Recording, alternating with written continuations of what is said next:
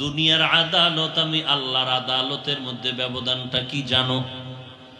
তুমি একটা অপরাধ করছো, কোর্টে তোমার জন্য এক ধারায় মামলা হয়ে যাবে।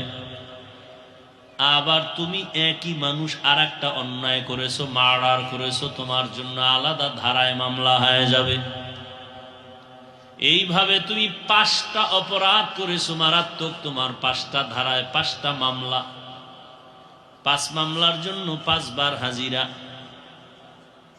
5 মামলা চালানোর জন্য 5 ধরনের 5 দিনের দৌড়। রায় হবে 5 দিন 5 ধরনের। আর আল্লাহর আদালত, বান্দা তুমি ধারায় অন্যায় করতে করতে করতে করতে হাজারো লাখ অন্যায় করেছো তুমি 20 বছর, 30, 40, 50, 60 বছরে। আমি আল্লাহর দরবারে কোনো ধারা নাই।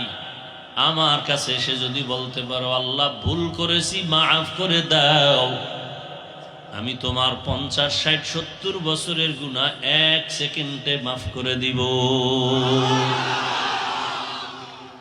আমি কোনো ধারা টারা দেখব না, আমি দেখব তোমার অন্তরটা নরম হইছে নি, তুমি বিনয়ী হইছ নি, তুমি আমার কাছে আনুগত্যশীল হইয়া তওবা করতেছ নি।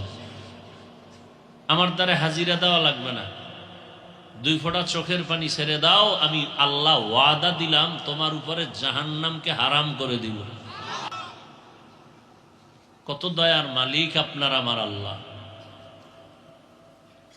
কুল ইয়া ইবাদিয়াল্লাযীনা আসরাফু, আল্লাহ বলেন ইয়া ইবাদি, হে আমার প্রিয় বান্দা বান্দিরা।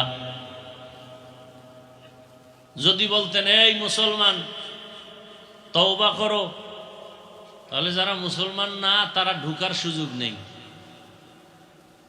কিন্তু আল্লাহ শব্দ ব্যবহার করছেন বান্দা। বান্দা বলতে পৃথিবীর প্রত্যেকটা মানুষ আল্লাহর বান্দা।